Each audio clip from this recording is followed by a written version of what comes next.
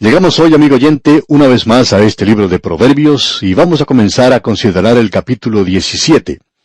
Y vamos a tratar de ver lo que nos dice este maravilloso capítulo. Avanzamos rápidamente en lo que nos correspondió considerar en nuestro programa anterior y probablemente sigamos andando de esa manera de aquí en adelante. Encontramos aquí en este capítulo 17, versículo 1, algo que ya hemos oído antes, algo que leímos allá en el capítulo 15.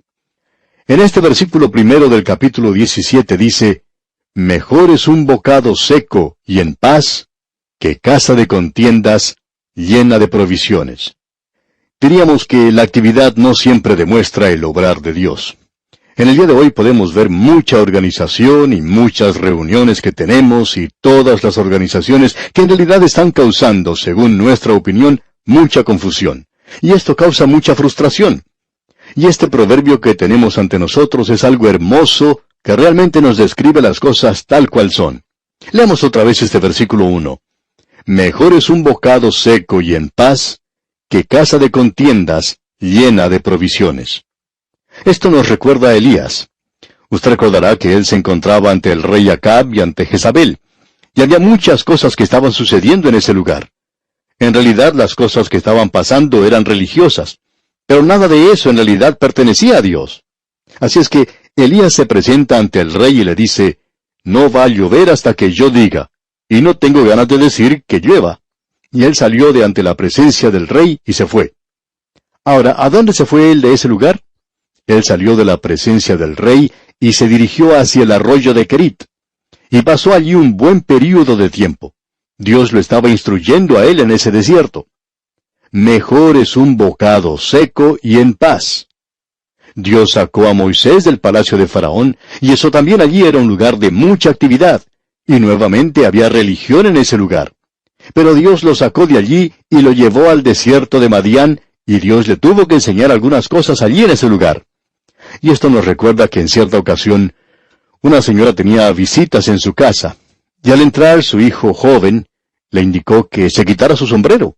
Aparentemente le había olvidado que había que quitarse el sombrero cuando había damas presentes en la casa. Pero él se lo quitó porque se le había dicho que eso era lo que hacían los pequeños caballeros, así como él. Ahora usted probablemente ya ha escuchado cuál es la definición de un caballero. Se dice que un caballero es aquel que nunca golpea a una mujer con el sombrero puesto. Y se le enseñó a este joven desde pequeño que debía quitarse el sombrero. Pues bien, en los tiempos de Moisés, ellos usaban el sombrero en la casa, pero se quitaban los zapatos. Y Moisés no sabía nada acerca de quitarse los zapatos. Así es que Dios le dijo a él que se quitara los zapatos. Usted recuerda cuando estaba allá en el desierto de Madián, y cuando Dios se le presentó en la forma de una zarza ardiendo, y él tuvo que quitarse los zapatos porque se encontraba en un lugar donde era tierra santa. Y en ese lugar, tan apartado allá en el desierto, Dios le enseñó a Moisés cómo comportarse. Mejor es un bocado seco y en paz. Amigo oyente, Dios quiere que pasemos un tiempo de esta forma, y esto es algo muy importante para nuestra vida espiritual. Leamos ahora el versículo 2 de este capítulo 17. «El siervo prudente se enseñoreará del hijo que deshonra, y con los hermanos compartirá la herencia». Lo que se está expresando aquí es lo siguiente. Un siervo que es fiel es mucho mejor que un hijo que es infiel. Un siervo en el cual usted puede confiar es mucho mejor que un hijo en el que no puede tener ninguna confianza. Estamos seguros de que hay muchos así en este día. Y también en el tiempo antiguo encontramos ejemplos. Usted recuerda a Abraham, quien le dijo al Señor, «He aquí Eleazar, mi siervo, tiene un hijo, y yo quiero tener un hijo. Es mucho mejor tener un hijo». Pero si no se puede depender de un hijo, va a resultar como el hijo de David que se rebeló contra él. Y por cierto que es mucho mejor tener un buen siervo que es fiel. Y el rey David tuvo varios siervos que permanecieron con él hasta el fin. Ahora, en el versículo 3 de este capítulo 17 de Proverbios, encontramos otro maravilloso proverbio. Allí se nos dice, «El crisol para la plata y la hornaza para el oro, pero Jehová prueba los corazones». Es decir que si usted quiere obtener plata pura, cuando la saca de la mina, la tiene que poner en el crisol para que sea derretida por el fuego y quitar todas las impurezas, y luego uno obtiene plata pura. Lo mismo se puede decir acerca del oro. Uno lo coloca en el crisol y todas las impurezas se quitan por medio del fuego. Ahora el Señor Jesucristo pone a sus siervos en el fuego, por así decirlo, para poder obtener cierto desarrollo de ellos. Él prueba los corazones para poder darnos fuerza y hacernos mejores hijos suyos. Y Dios usa esos métodos. El apóstol Pedro dice allá en su primera epístola, capítulo 1, versículos 6 y 7, lo siguiente: en lo cual vosotros os alegráis, aunque ahora por un poco de tiempo, si es necesario, tengáis que ser afligidos en diversas pruebas, para que sometida a prueba vuestra fe, mucho más preciosa que el oro, el cual aunque perecedero se prueba con fuego, sea hallada en alabanza, gloria y honra cuando sea manifestado Jesucristo. Amigo oyente, Dios lo prueba a usted ahora porque usted es más precioso para Él que el oro y la plata. Y Dios utiliza ese método. Dios tenía cierto propósito al hacer pasar a Job por el fuego. Dios tenía cierto propósito al dar a Pablo el aguijón en la carne. Dios tenía un propósito al permitir ese período de tiempo donde la iglesia sufrió un gran martirio. ¿Sabía usted, amigo oyente, que ese período le dio forma a la iglesia? Y que la iglesia nunca ha sido tan rica espiritualmente como lo fue durante ese período. Diríamos que hoy uno de los problemas que encontramos entre los creyentes es una sociedad que vive en la abundancia. Una de las cosas que causa este problema es como dijo el profeta: pero engordó Jesurún y tiró coces. ¡Qué cuadro el que tenemos aquí! ¡Qué cuadro de tantos santos que han engordado! Ellos tienen de todo en el día de hoy y se convierten en personas que se quejan, que encuentran faltas en todo, son críticos, y se convierten en esta clase de santos. No son ninguna ayuda en realidad a la causa de Cristo. Así es que Dios tiene que hacer pasar a aquellos que va a utilizar por el crisol para poder desarrollarlos en la clase de persona que Él puede utilizar. En cierta ocasión alguien contaba que había orado al Señor pidiéndole que Él le permitiera conocer al Señor Jesucristo mejor para poder así crecer en gracia en el conocimiento de Él. Ahora, ¿qué fue lo que hizo el Señor? Le permitió a esta dama, porque era una dama, que contrajera el cáncer. Ahora alguien quizá diga: bueno, pero esa no es la forma de hacer las cosas. Sin embargo, amigo oyente, esa es la forma en la que obra Dios. Hay veces que el Señor permite que nos acosen ciertas enfermedades, y debemos decir que sabemos por qué Dios lo hace. Él no lo hace porque nos odia. Dios lo hace, amigo oyente, porque quiere enseñarnos una lección. Y Dios hace las cosas de una manera amorosa, y usted no se da cuenta cuán precioso es el hacer eso para nosotros en momentos de sufrimiento. Bien, sigamos adelante en nuestro estudio de Proverbios. Uno puede quedarse a veces empantanado en alguno de estos proverbios, porque son tan maravillosas las cosas que aprendemos aquí, que a veces uno quisiera quedarse aquí por largo tiempo. Vamos a leer ahora el versículo 6 porque creemos que aquí encontramos también algo que realmente es magnífico. Estamos seguros que muchos de ustedes van a apreciarlo también hoy. En el versículo 6 leemos: corona de los viejos son los nietos, y la honra de los hijos sus padres. ¿Sabe de quién está hablando aquí, amigo oyente? De los abuelos. Ahora, los hijos siempre miran a sus padres. A mí siempre me ha agradado el que mis hijos me amen y me respeten como padre. Y siempre he tenido la oportunidad de comunicarme con ellos. Ellos, en muchas maneras, reflejan el temperamento que nosotros tenemos. Y cuando nuestros hijos crecen, nos proveen con los nietos, que son lo que describe la primera parte de este versículo 6. Corona de los viejos son los nietos. Ahora, hay veces que los abuelos pueden llegar a ponerse un poquito pesados contando las cosas que hacen los nietos. Quizá usted ha escuchado la historia de un viejito que le decía a otro viejito: oiga, ¿le he contado a usted alguna vez acerca de mi nieto y le he mostrado las fotos que tengo de él? A lo cual el otro viejito respondió: no, usted no lo ha hecho, y por ello le estoy muy agradecido. Bueno, amigo oyente, la primera parte del versículo 6 dice, y lo vamos a repetir otra vez: corona de los viejos son los nietos. Este versículo es maravilloso, ya que une a las familias. El hijo mira hacia el padre, pero el abuelo mira hacia el nieto. Allí es donde está el centro mismo del afecto. Bien, como vamos a tener que seguir avanzando si queremos concluir este capítulo en el día de hoy, miremos ahora lo que dice el versículo 10 de este capítulo 17. La reprensión aprovecha al entendido más que 100 azotes al necio. Esto, amigo oyente, nos dice algo diferente. Alguien quizá diga, mire usted, pobre fulano de tal, él es un hijo maravilloso de Dios, y mire los problemas que tiene. Mire lo que ha llegado a ser. Permítanos decirle, amigo oyente, que Dios le está enseñando cosas a él, porque ese hombre es una persona sabia. Pero ¿qué decimos en cuanto al necio? Aunque Dios le diera 100 azotes, eso no tendría ningún resultado. Quizá esa sea la razón por la cual muchos de ellos prosperan. Usted recuerda lo que el Señor Jesucristo dijo acerca de ese hombre rico que se enriquecía cada día más. Él decía que iba a derribar sus graneros y edificar nuevos. Estoy prosperando mucho y es necesario ensanchar las cosas que tengo. Y debemos decir, amigo oyente, que no hay nada malo en eso de edificar nuevos graneros. Lo que andaba mal con él era que esta persona era un necio, y no porque lo decimos nosotros. El Señor Jesucristo mismo lo dijo. ¿Por qué?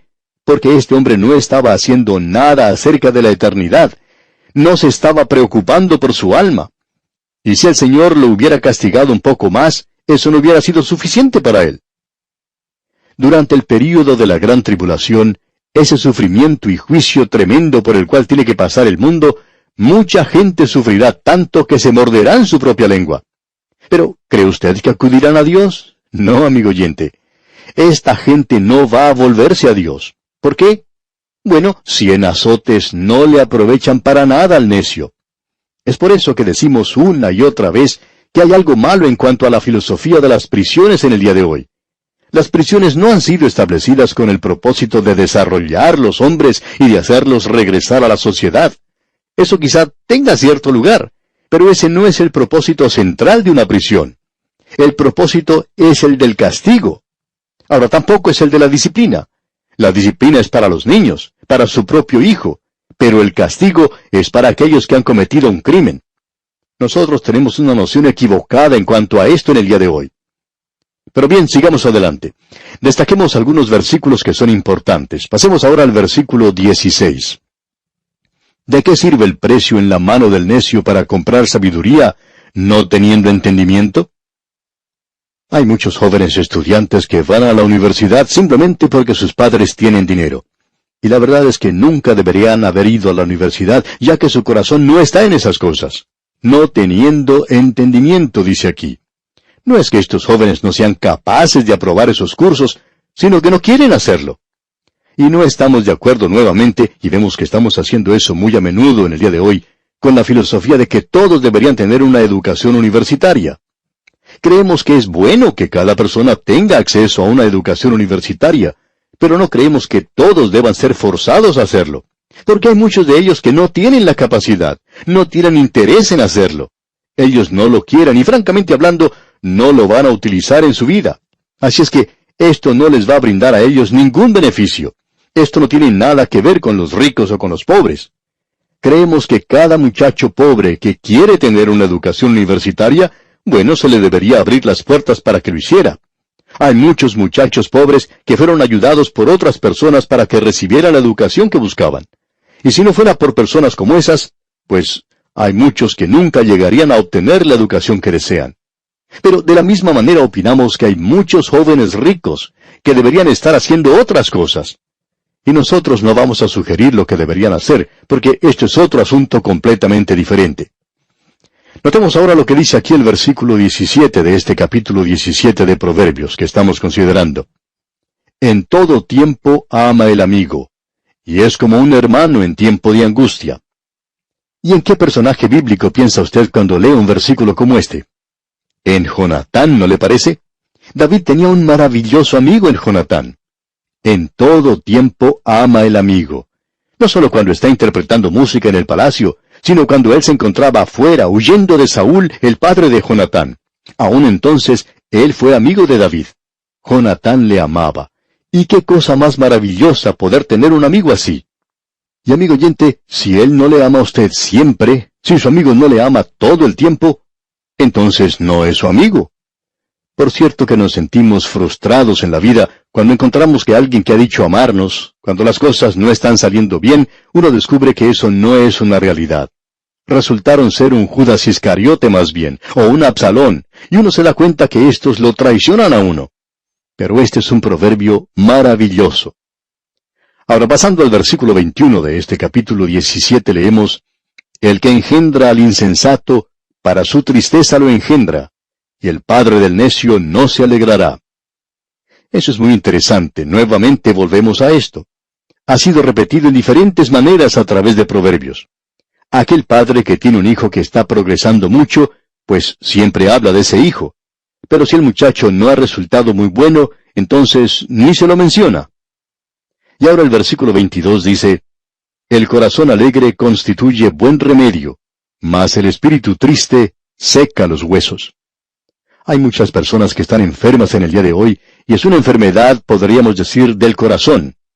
Sin embargo, no es que anden mal del corazón, sino que están sufriendo una congoja, no tienen gozo. Y esto es una realidad en la vida de muchos creyentes en la actualidad. El corazón alegre, dice aquí. Amigo oyente, Dios quiere que usted pase un buen tiempo. Y yo quisiera que nos acostumbráramos a pensar que la iglesia es un lugar donde uno va a pasar un buen tiempo. Debería ser así. Uno debería ir a la iglesia y poder reírse y regocijarse y alabar a Dios con toda la iglesia. Pero hoy nosotros tenemos caras largas, estamos demasiado serios, parecemos engreídos en la iglesia. Pero eso, amigo oyente, es una abominación al Señor. Avanzando ahora, leamos el versículo 23 de este capítulo 17. El impío toma soborno del seno para pervertir las sendas de la justicia. Se nos habla aquí del soborno. Hay muchas formas distintas de sobornar, y mucho de eso se está llevando a cabo en el día de hoy. Luego tenemos el versículo 28, donde podemos ver una chispa de humor. Leamos el versículo 28. Aún el necio, cuando calla, es contado por sabio. El que cierra sus labios es entendido. Un hombre tenía un hijo que era muy tonto. Este muchacho era uno de esos que, bueno, no las tenía todas consigo. Su padre era un agricultor. Y en cierta ocasión se encontraban en el pueblo con una carga de manzanas. Este hombre dejó a su hijo junto a las manzanas y le dijo: Ahora no le digas nada a nadie, porque si abres tu boca, se van a dar cuenta que eres un necio. Y el muchacho dijo que él no iba a decir nada. Cuando se fue el padre, se acercó un hombre y le preguntó: ¿Cuánto valen las manzanas? Y el muchacho no abrió la boca, nunca dijo nada. Y el hombre le preguntó 2 o 3 veces, y el muchacho simplemente se quedó allí sentado, miraba a este cliente de una forma bastante tonta. Finalmente el hombre se fue y dice: ¿Qué muchacho más tonto es este? Ahora, cuando el padre regresó, le preguntó: ¿Cómo fueron las cosas? A lo cual el muchacho contestó: ¿Sabes? Yo me quedé con la boca bien cerrada, pero esta gente de todas maneras se dio cuenta que yo era un tonto. Así es que, amigo oyente, ahora yo debo cerrar mi boca y finalizar así este programa porque ya se nos ha ido el tiempo. Dios mediante, en nuestro próximo programa continuaremos con este estudio y comenzaremos a considerar el capítulo 18. Le aconsejamos mientras tanto que usted lea y estudie este capítulo 18 antes de llegar a nuestro próximo estudio, para que así se familiarice con su contenido. Será pues hasta nuestro próximo programa, amigo oyente. Nos despedimos no sin antes recordarle que en todo tiempo ama el amigo. Y Jesucristo desea ser siempre su mejor amigo. Que Dios le bendiga es nuestra ferviente oración.